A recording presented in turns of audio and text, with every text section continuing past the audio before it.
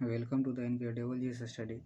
आज आधुनिक भारत का इतिहास का पहला क्लास है और उसमें यूरोपीय कंपनियों का आगमन से स्टार्ट होता है।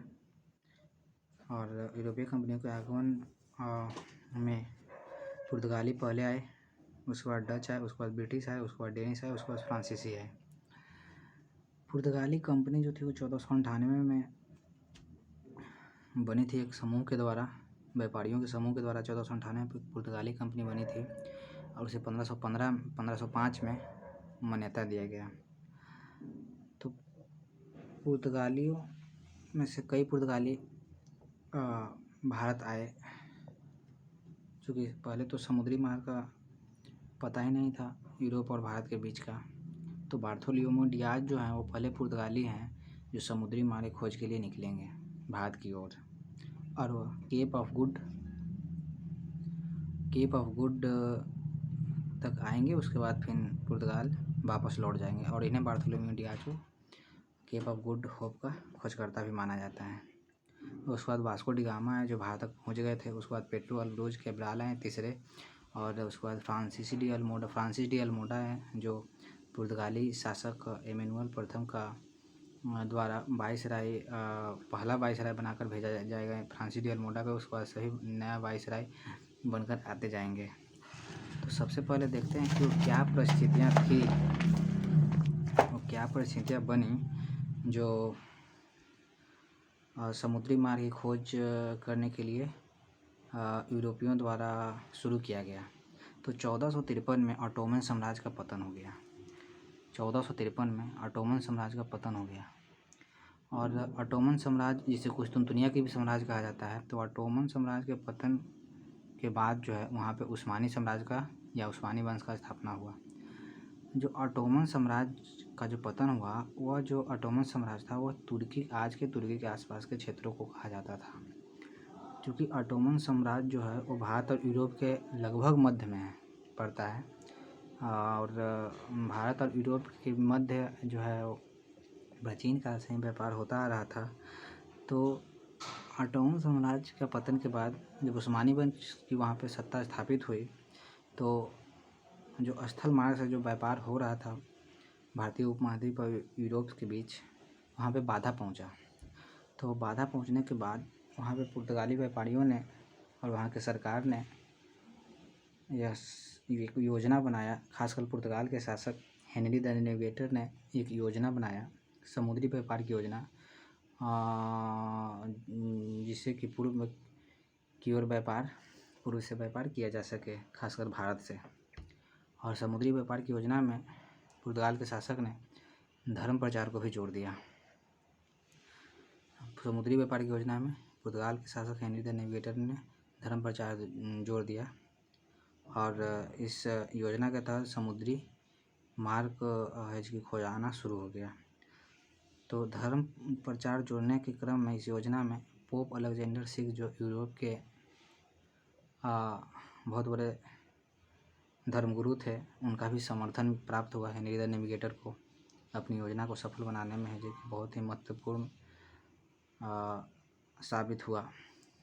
तो इस क्रम में भारतीय समुद्री मार्ग, यूरोप से भारत के लिए समुद्री मार्ग की खोज में सबसे पहले जो पुर्तगाली हैं वो सबसे पहला पुर्तगाली बार्थोलोमेओ डियाज हैं, जो 1487 में लिस्बन बंदरगाह से, पुर्तगाल के लिस्बन बंदरगाह से चले समुद्री मार्ग खोज में भारत के लिए, और 1487 में केप ऑफ गुड होप जो कि पहुँचे, और केप ऑफ गुड होप को इन्हें खोजकर्ता माना जाता है और वो मेडागास्कर तक पहुँचे थे। और उसके बाद फिर लिस्बन बंदरगाह पुर्तगाल 1488 में लौट गए पुर्तगाल।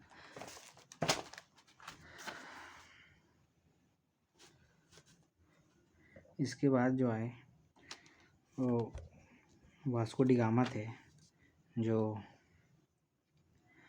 17 या 20 में, कहीं कहीं पे 17 में लिखा जाता है, कहीं कहीं 20 में किताब में लिखा रहता है। तो वास्को डी गामा जो 17 या 20 में 1498 को 4 जहाज़ के साथ और 113 नाविकों के साथ कालीकट केरल पहुँचे, और यहाँ तक पहुँचने में उनकी मदद जो है अब्दुल मनीद ने किया। जिन्हें अब्दुल माजिद भी कहा जाता है। तो जब यहाँ कालीकट पहुँचे, केरल पहुँचे, तो वास्को डी गामा ने यहाँ के राजा, जो कि उनका वास्तविक नाम सामुद्रिक था, और वास्को डी गामा ने उन्हें जमोरीन कहा।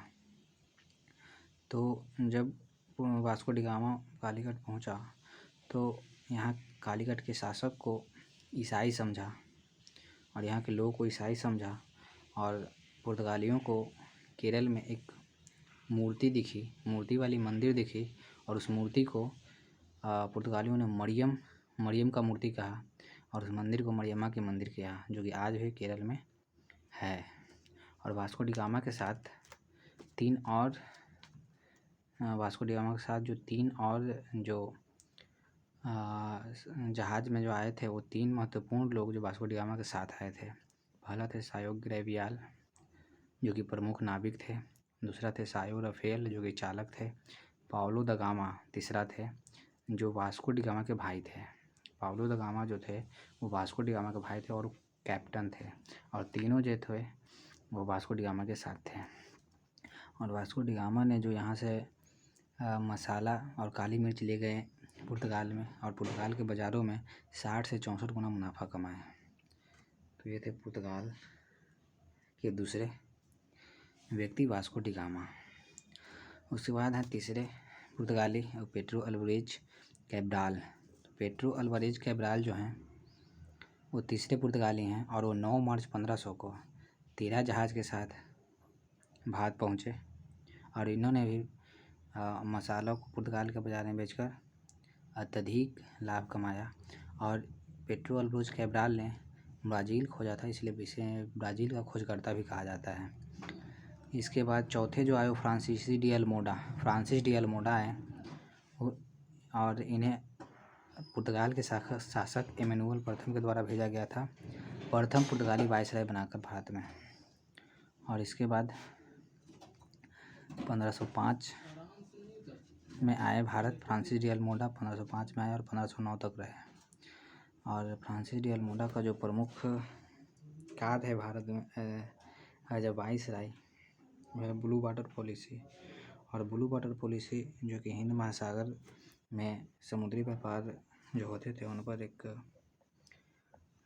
अधिकार स्थापित करने में महत्वपूर्ण भूमिका निभाई। और हिंद महासागर में जो भी समुद्री जहाज़ गुजरते थे हिंद महासागर से, उनको पुर्तगालियों को एक कर देना होता था, और उस कर का नाम है कार्ज नामक कर देना होता था किसी भी व्यापारिक जहाज़ को। तो यहाँ तक कि मुग़लों के जहाज़ को भी पुर्तगालियों को कार्ज नामक कर देना होता था। उसके बाद 5वां जो पुर्तगाली आए वो अल्फांसो डी अल्बुकर्क आए। नया वाइसराय बनकर 1509 में आए, और 1510 में बीजापुर के शासक से गोवा छीन लिया, और बीजापुर के शासक थे यूसुफ आदिल शाह। इनसे यूसुफ आदिल शाह से गोवा छीन लिया, और जो आगे चलकर 1530 में गोवा जो है वो राजधानी बनी।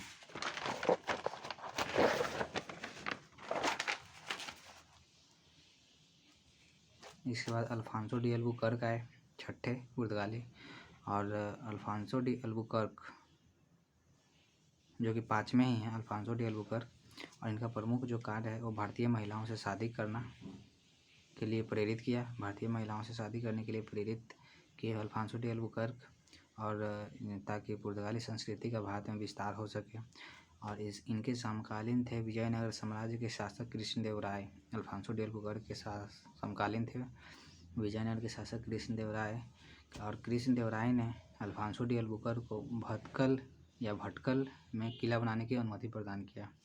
और 1503 में काली मिर्च और मसाला पर एक अधिकार को लेकर 1503 में ही काली मिर्च और मसाला को एक अधिकार को लेकर कोचीन में पहली कोठी या पहली फैक्ट्री स्थापित की गई पुर्तगालियों के द्वारा।